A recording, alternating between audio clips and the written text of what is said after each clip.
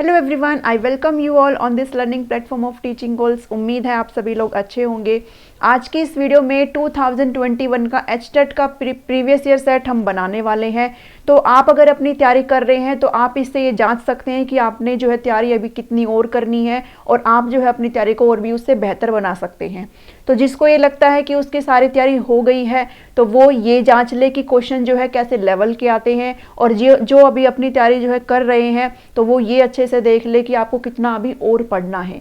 ठीक है, तो आज के इसमें हम साइकोलॉजी के सीडीपी का जो सेक्शन आता है 30 मार्क्स का, उसको डिस्कस करेंगे जो लास्ट ईयर पूछा गया था पीजीटी लेवल वालों के लिए। ठीक है, तो ये आप चाहे आप टीजीटी के लिए हो चाहे आप पीआरटी के लिए हो, आपके लिए भी ये इक्वली इंपॉर्टेंट है। तो आप लोग भी इसको जरूर देखना। ठीक है, तो चलिए क्वेश्चंस को देख लेते हैं।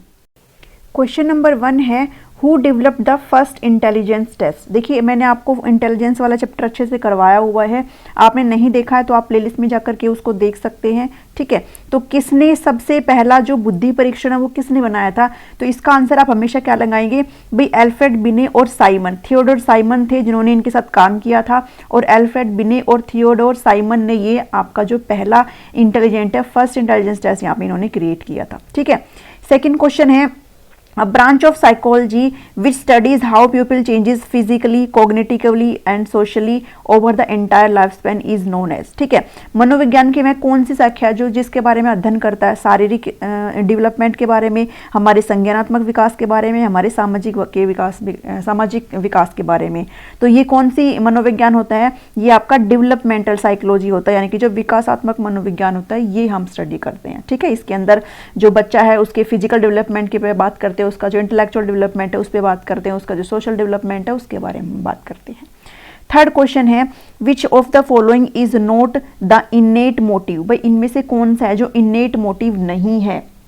ठीक है, तो इसमें से कौन सा जन्मजात अभिप्रेरक नहीं है? ठीक है, इसमें देखो जो आपका हंगर है वो आपका इनेट मोटिव होता है, थर्स्ट आपका इनेट मोटिव होता है, रेस्ट इनेट मोटिव होता है, और जो नहीं होता है वो कौन सा है? वो आपका सेफ्टी होता है। ठीक है, जो सुरक्षा है वो आपका जन्मजात अभिप्रेरक नहीं होता है। ये इनेटिव वाला जो क्वेश्चन है ना, ये आपको पढ़ के जाना है ये टॉपिक पूरा। ठीक है, नेक्स्ट है, who stated that adolescence is a period of stress, strain, स्ट्रोम and strife. भाई ये क्वेश्चन बहुत बार आया हुआ है, और खासकर एचटेट और रीट के जो पेपर है ना उनमें ऐसे क्वेश्चन बहुत आते हैं। भाई किसने ये स्टेटमेंट दी है, तो आपने इनको भी अच्छे से पढ़ के जाना है। अब ये वाली जो स्टेटमेंट है ना कि किशोरावस्था दबाव, तनाव, तूफान और संघर्ष की अवस्था है, ये किसने दी है?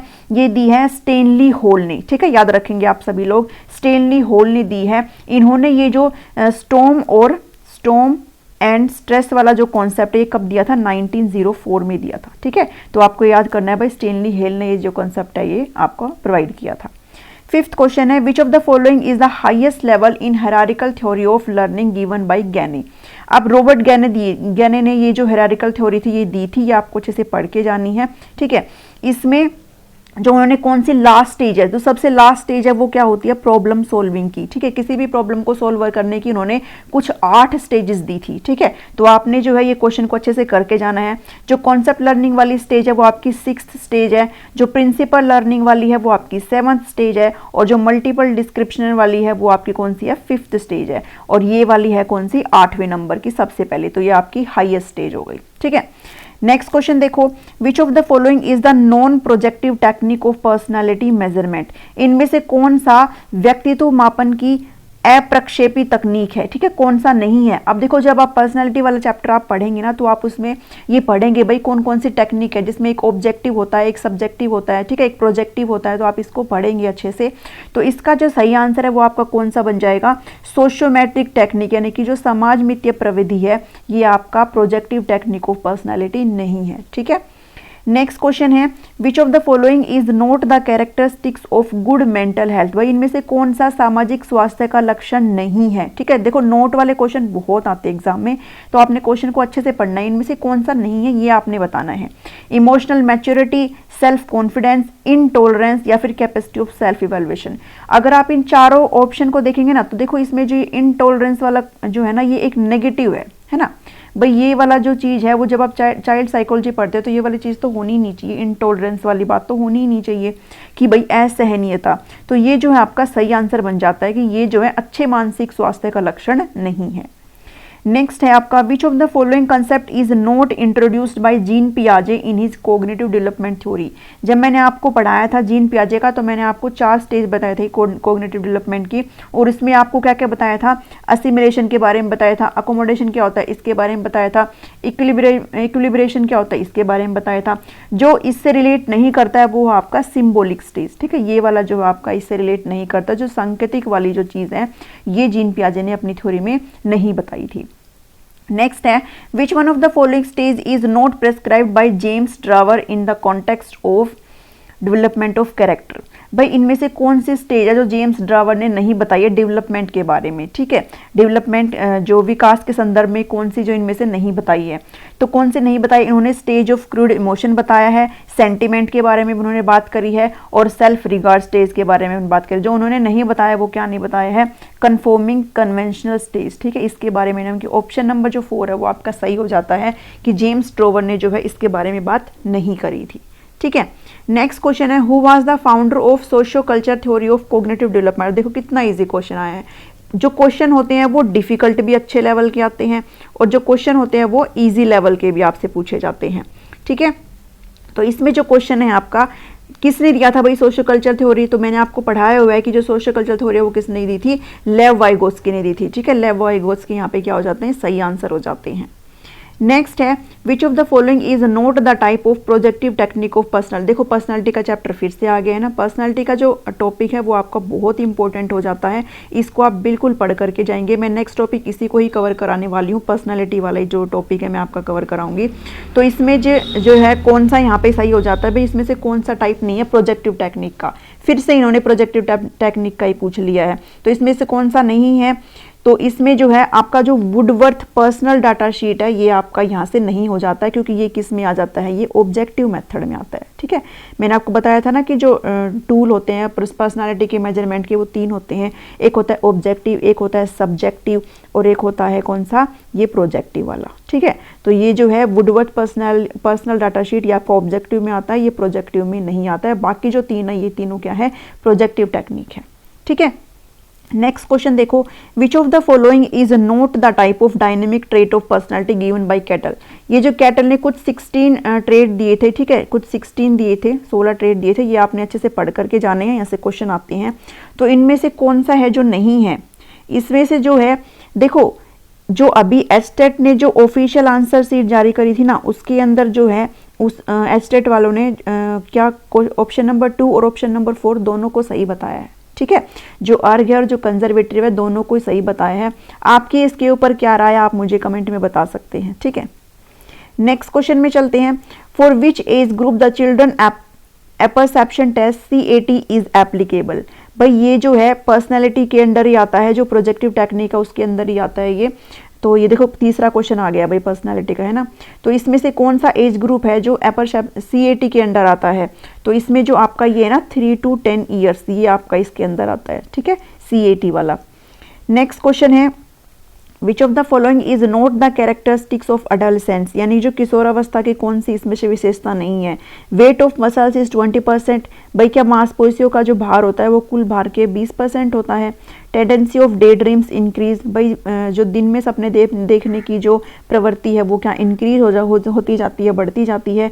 वोकैबुलरी ज़्यादा इंक्रीज हो जाती है, या फिर mental ability reach at there highest level, यानी कि जो मानसिक योग्यता है वो अपनी चरम सीमा पर होती है। तो इसका जो सही आंसर आएगा वो क्या आएगा, ऑप्शन नंबर जो नहीं इसमें पूछा गया है ना, तो वो कौन सा है आपका ऑप्शन नंबर 1, ठीक है। ये जो है एडोलेसेंस का कैरेक्टरिस्टिक नहीं है कि भाई वेट ऑफ द मसल है वो 20% होगा total weight of the body, ठीक है। नेक्स्ट क्वेश्चन है which of the following is the false characteristics of motivation. इसमें जो अभिप्रेरणा का कौन से असत्य यानी कि जो नहीं है विशेषता वो आपको बतानी है। In motivation behaviour of person is goal oriented, जो पर्सन का बिहेवियर होता है वो सिर्फ गोल ओरिएंटेड ही होता है। मोटिवेटेड बिहेवियर डज कॉन्टिन्यूटी है। Nature of motivated behaviour is rigid है, ठीक है। या फिर 4th आपका ऑप्शन है यहाँ पे, तो देखो रिजिड है ना, ये एक नेगेटिव टर्म है रिजिड। अगर आपने क्वेश्चन नहीं भी पढ़ा है तो आप इसको देख करके यहाँ से आराम से इसको कर सकते हो कि जो नेचर जो है मोटिवेटेड बिहेवियर का, किसी भी अभिप्रेत व्यवहार की प्रकृति वो कठोर नहीं होती, ठीक है, वो रिजिड नहीं होती है। तो आपका जो ऑप्शन नंबर 3 है यहाँ पे क्या हो जाता है, सही हो जाता है। अकॉर्डिंग टू स्टैनफोर्ड बिने IQ scale, what is the IQ range of low mentally retarded children. अब ये जब मैंने आपको इंटेलिजेंस वाला चैप्टर कराया था तो मैंने आपको IQ टेबल बताई थी, ठीक है, और मैंने आपको ये करवाया हुआ है। तो इसके अंदर जो है आपका जो फर्स्ट जो ऑप्शन है वो क्या हो जाता है, यहाँ पे सही हो जाता है, ठीक है। 52 to 67 लो पूछा उन्होंने। एक होता है प्रोफाउंड, ठीक है, एक होता है माइल्ड, मॉडरेट, सेवर, ये सब आपको क्या अच्छे से पढ़ के जाने हैं। बॉर्डर लाइन कौन सा होता है ना, ये सभी मेंटल रिटार्डेड स्टेज होती है बच्चे की, तो ये आपने अच्छे से क्या पढ़ के जाने हैं। तो यहाँ पर जो आपका करेक्ट आंसर है वो क्या हो जाता है 52 to 67, ठीक है, लो मेंटली रिटार्डेड चिल्ड्रन होते हैं ये। नेक्स्ट क्वेश्चन है who was the propounder of anticipatory theory of play. अब ये क्वेश्चन बहुत आते हैं, चाहे आप रीट का एग्जाम दे रहे हो, चाहे आप एचटेट का एग्जाम दे रहे हो ना, ऐसे क्वेश्चन बहुत आते हैं कि भाई ये किसने दिया था, ये थ्योरी किसने दी थी, इसके बारे में किसने बताया था, ऐसे बहुत तरह के जो है क्वेश्चन आते हैं। तो 17 का जो आपका आंसर बन जाता है वो बन जाता है 1, कार्ल ग्रूस, ठीक है, जो एंटीसिपेटरी थ्योरी ऑफ प्ले दिया था, यानी कि खेल के प्रत्याशी सिद्धांत के प्रतिपादक कौन थे, वो थे कार्ल ग्रूस, ठीक है। ये तो अब फैक्ट बेस्ड क्वेश्चन है, आपने याद ही करने हैं। Out of the following which one is the wrong statement in context of characteristics of habit. जो आदत होती है वो इन स्टेटमेंट से कौन सा रॉन्ग है, कौन सा गलत है, किसके रिगार्डिंग हैबिट्स यानी कि आदत के रिगार्डिंग, ठीक है, कौन सा इसमें से गलत है। जो आदत होती है वो ऑटोमेटिक रिस्पॉन्स होता है टू स्पेसिफिक सिचुएशन। आदत जो है हेरिडिटी से एक्वायर की जाती है, जो अनुवांशिकता होती है वहां से हमें मिलती है आदतें। आदत जो होती है वेल लर्न परफॉर्मेंस होती है, या फिर habit is perform only under similar circumstances. अब देखो ये जो है ना आपका हेरिडिटी से रिलेटेड वाला, अब किसी भी बच्चे की जो आदत होती है वो क्या माँ बाप से नहीं मिलती है ना, माँ बाप से या फिर अनुवांशिकता हमारे जो पेरेंट्स से हमें जो जीन मिले हैं उससे हमें नहीं मिलती है। तो इसका जो करेक्ट आंसर हो जाएगा वो क्या हो जाएगा, हैबिट जो है वो हेरिडिटी से यानी कि वंशानुक्रम से हासिल की जाती है। ये जो बात है यहाँ पे गलत हो जाती है। Which of the following theory is not related with the theories of transfer of learning. भाई जो ट्रांसफर ऑफ लर्निंग है ये वाला चैप्टर ना, theory of transfer of learning है ना, ये आपने अच्छे से पढ़ के जाना है, ठीक है। तो इसमें आपका कौन सा सही हो जाता है, कौन सा इससे रिलेट नहीं करता है, तो वो आपका है थ्योरी ऑफ रोट मेमोरी, जो रटंत स्मृति का सिद्धांत है, ठीक है, जो रटने का जो सिद्धांत है वो इससे रिलेटेड नहीं करता है ट्रांसफर ऑफ लर्निंग से, बाकी सभी जो है वो रिलेट करते हैं, ठीक है। Which of the following is not the other name of Thorndike's theory of connectionism. अब ये बहुत इंपॉर्टेंट थ्योरी है थॉर्नडाइक की, ठीक है। तो इस ये जो थॉर्नडाइक थ्योरी ऑफ कनेक्शन, इसको ट्रायल और एरर थ्योरी भी बोलते हैं, ट्रायल एंड एरर थ्योरी, ठीक है। इसका जो करेक्ट आंसर है आपका वो क्या हो जाता है, थ्योरी ऑफ कंडीशन रिस्पॉन्स, ठीक है। ये जो है आपका इसका अदर नेम नहीं है, बाकी जो है सारे इसके क्या है अदर नेम है, ठीक है। इसको स्टिमुलस रिस्पॉन्स थ्योरी बोलते हैं, इसको बोन थ्योरी बोलते हैं, इसको ट्रायल और एरर थ्योरी बोलते हैं। देखो लिख ही रखा है ना, मैंने देखा ही नहीं। तो इसका जो करेक्ट आंसर है वो क्या है, जो इससे रिलेट नहीं करता वो है थ्योरी ऑफ कंडीशनड रिस्पॉन्स, ठीक है। नेक्स्ट क्वेश्चन है which of the following is behavioural perspective of modern psychology. निम्नलिखित में से कौन सा आधुनिक मनोविज्ञान का व्यवहारिक दृष्टिकोण है। क्या ये फोकस करता है खुले व्यवहार पर, ओवर्ट बिहेवियर पर, या फिर ये संज्ञानात्मक क्रियाओं पर फोकस करता है, या फिर ये बायोलॉजिकल इवेंट्स पर यानी कि जैविक घटनाओं पर केंद्रित होता है, या फिर ये जो है फोकस करता है किस पे, क्रिटिक ऑफ मेल बाइस। तो इसका जो सही एग्जाम्पल, इसका जो सही ऑप्शन है यहाँ पे वो कौन सा है, फोकस करता है खुले व्यवहार पर, ठीक है।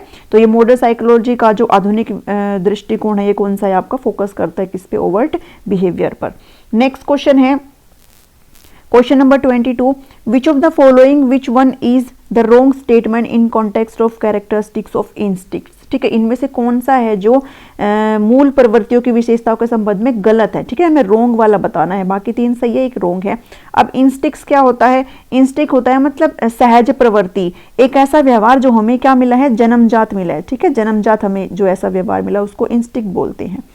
अब इसमें से कौन सा गलत है, इंस्टिक्ट जो होता है वो इनेट होता है, क्या ये जन्मजात होती है, ये तो सही बात है ना। इंस्टिक्ट जो होती है वेरी पावरफुल होता है क्या, या फिर इंस्टिक्ट जो होता है वो अल्पकालिक होता है, मूल प्रवृत्ति अल्पकालिक होती है, या फिर मूल प्रवृत्ति मनोशारीरिक स्वभाव होती है, ठीक है। तो इसमें जो सही आंसर है वो आपका क्या होता है कि इंस्टिक्ट इज एम्फेमेरल, यानी कि ये जो है अल्पकालिक होता है, ये वाली जो बात है इसके संदर्भ में वो क्या है गलत है यहाँ पे, ठीक है। तो इसका जो करेक्ट आंसर है वो क्या हो जाएगा, ऑप्शन नंबर 3, बाकी सभी जो है इससे रिलेट करते हैं, ठीक है।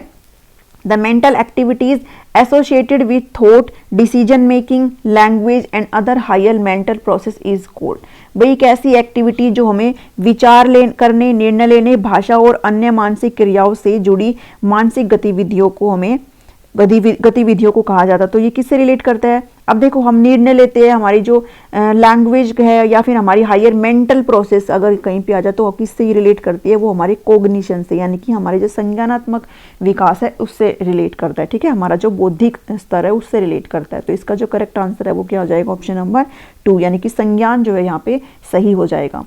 नेक्स्ट क्वेश्चन है which of the following is the false statement. अब इसमें जो लर्निंग के बारे में कौन सी जो है गलत स्टेटमेंट है? Learning is a process not a product, ये तो बिल्कुल सही बात है भाई, ये एक प्रोसेस होती है ना कि उत्पाद होता है। Learning process is always purposeful होता है, ये तो बिल्कुल ही सही बात है। अगर हम कुछ सीख रहे हैं तो उसका पर्पस ही होता है ना एक। अब area of learning is broader होता है ना, ये भी बिल्कुल सही बात है भाई। अधिगम का क्षेत्र क्या होता है? व्यापक होता है। आप जितना भी लर्न करेंगे उतना ही क्या आप वो ज़्यादा डेवलप होते जाएंगे। तो बच गया है आपका ऑप्शन नंबर 4, यही आपका क्या है सही आंसर है यहाँ पे। जो इससे रिगार्डिंग क्या है फॉल्स है कि जो बिहेवियर है हमारा, जो व्यवहार होता है, चेंज थ्रू इंस्टिक्ट्स, हमारी सहज प्रवृत्ति से चेंज नहीं होता, एंड रिफ्लेक्स एक्शन और ऑल्सो कंटिन्यूअस लर्निंग। ठीक है, ये जो है बिल्कुल यहाँ पे गलत बात है।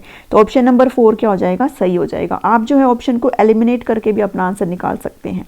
ठीक है, तो आपको एलिमिनेशन भी करना आना चाहिए भाई, कौन सा ऑप्शन जो है जो पर्टिकुलर क्वेश्चन है उसके रिगार्डिंग सही नहीं बैठ रहा, आप इससे भी अपने क्वेश्चन को बना सकते हैं।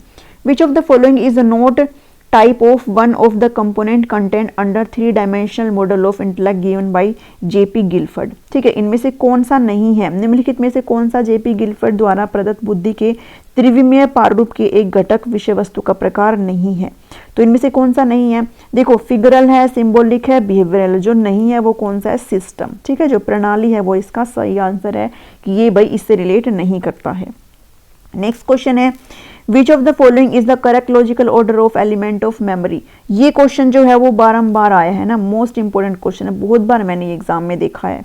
ठीक है, इसमें से जो कौन सा है वो करेक्ट जो है ऑप्शन है, करेक्ट जो है एक सीक्वेंस है। ठीक है, लॉजिकल ऑर्डर है किसका? मेमोरी का। तो इसमें जो करेक्ट है वो सबसे पहले देखो लर्निंग होती है, सबसे पहले अधिगम होता है, उसके बाद क्या होता है? रिटेंशन होता है। ठीक है, उसके बाद रिटेंशन होता है यानी कि जो हमने पढ़ा है उसको हम धारण करते हैं, उसके बाद हम उसको रिकॉल करते हैं, पुनः स्मरण करते हैं, और फिर क्या होता है? रिकॉग्निशन होता है यानी कि पहचान होता है। तो ऑप्शन नंबर 4 है वो करेक्ट है, बाकी सभी क्या है? गलत है। ठीक है, आपने इनको अच्छे से देख लेना है। हु प्रोपाउंडेड ब्रेनस्टॉर्मिंग मेथड, देखो अब ये किसने दिया वो किसने, देखो दूसरा क्वेश्चन आ रहा है ऐसा है ना, तो आपने इनको भी याद रखना है कि किसने क्या दिया है। तो किसने दिया है brainstorming method for fostering and boosting creativity. Creativity के बारे में किसने बताया भाई? सृजनशीलता के पोषण एवं संवर्धन के लिए मस्तिष्क उद्दीलन विधि का प्रतिपादन किसने किया है?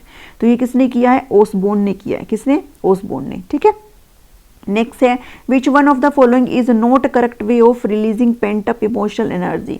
इनमें से कौन सा है जो दबी हुई भावनात्मक ऊर्जा को निकालने का सही तरीका नहीं है? तो वो कौन सा है? सब्स्टिट्यूट रिस्पॉन्स है, डिस्प्लेसमेंट है, या फिर रिग्रेशन है, या फिर सेल्फ पिटी है। अब देखो ये जो आत्म करुणा है ये क्या है? इसमें नहीं है। ठीक है, इससे रिलेटेड नहीं है आत्म करुणा, बाकी सभी जो है इससे रिलेटेड है। ठीक है, ये सभी आप पढ़ेंगे जब आप इसके बारे में इमोशनल एनर्जी के बारे में पढ़ेंगे ना, तो ये सभी आप पढ़ेंगे वहाँ पर। नेक्स्ट है which of the following structure of mind directed according to hedonistic and pleasure principle. अब देखो ये इंपॉर्टेंट है भाई, ईद क्या होता है, ईगो क्या होता है, या फिर सुपर ईगो क्या होता है। ठीक है, अब जो ईद होता है वो किससे रिलेट करता है? ईद रिलेट करता है प्लेजर से। ठीक है, प्लेजर से रिलेट करता है, और यहाँ पे क्या प्लेजर ही पूछा गया है, तो इसका सही आंसर क्या हो जाता है? ईद हो जाता है। अब बात करूँ कि ईगो क्या होता है, तो ईगो होता है बैलेंस किसके बीच में? ईद और सुपर ईगो के बीच में एक बैलेंस होता है, वो ईगो होता है, और सुपर ईगो रिलेट करता है मोरालिटी से।